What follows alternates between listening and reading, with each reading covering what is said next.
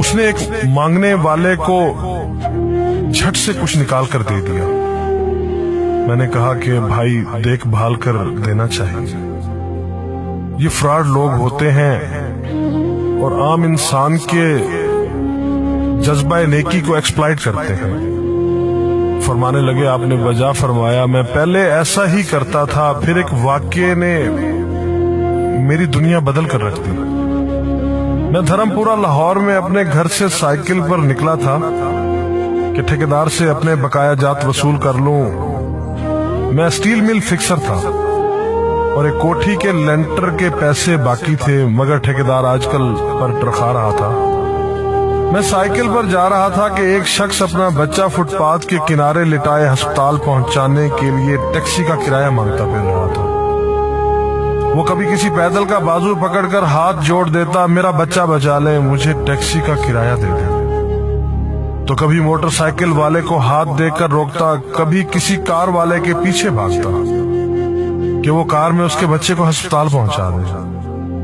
कोई रुकता तो कोई ना रुकता, जो रुकता वो भी उसे घूर कर देखता और आप वाली सोच कर उसे डांटता, काम करके खाने की नसीहत करता और आगे निकल जाता। मैं जो साइकिल साइड पर रोक के एक पांव जमीन पर टेके उसका तमाशा देख रहा था, अचानक उसकी नजर मुझ पर भी पड़ी।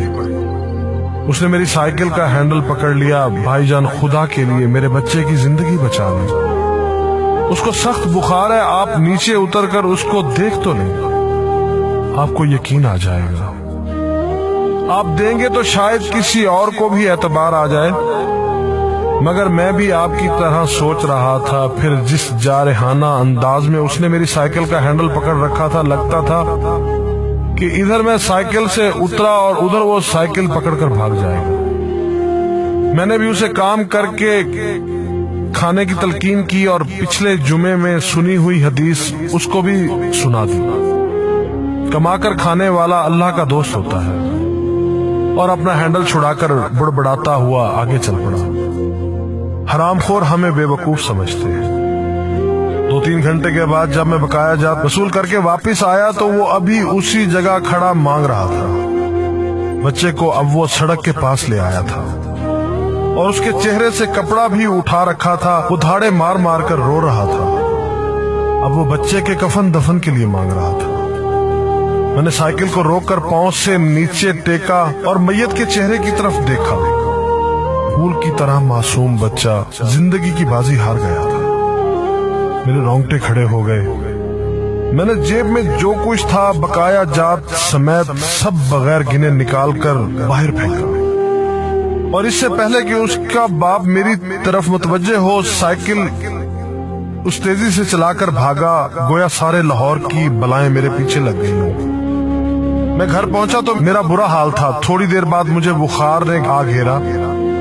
बुखार भी कुछ ऐसा था गोया मेरे सारे गुनाहों का कफारा उसी बुखार से होना था।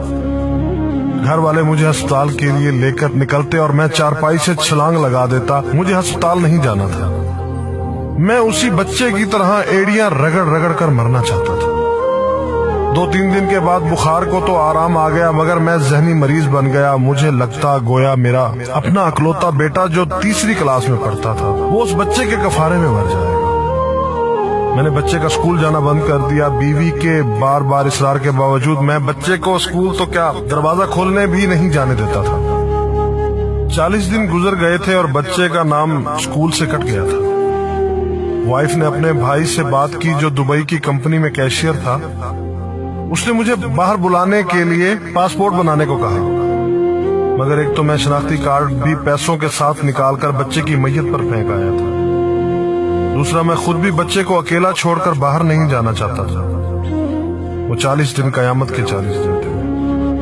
40वें दिन 10 बजे के लगभग हमारे घर का दरवाजा बजा। दरवाजा मैंने खुद ही खोला और सामने उस बच्चे के बाप को देखकर मुझे चक्कर आ गया।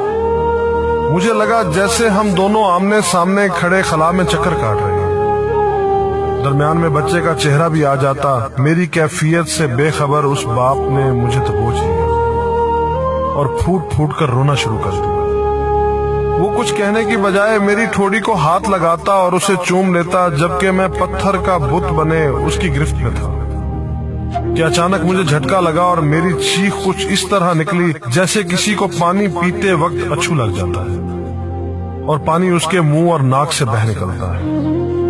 میں اس بچے کے باپ کو سختی کے ساتھ سینے سے لگائے یوں رو رہا تھا گویا اس کا نہیں بلکہ میرا بچہ مر گیا ہے۔ ہمارے رونے سے گھبرا کر پورا محلہ اکٹھا ہو گیا تھا۔ آہستہ آہستہ 40 دنوں کا غبار نکلا، اس کو میں گھر میں لے کر آیا۔